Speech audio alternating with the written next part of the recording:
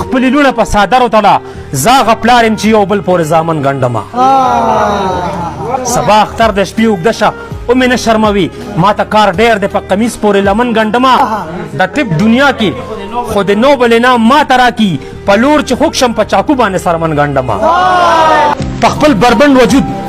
شلیدلی پیرهن ګنډمه جنګ لاس واخله زه ګریوان د خپل وطن ګنډمه د ملالۍ د زلفو تار پسې میوند وګورئ د ملالۍ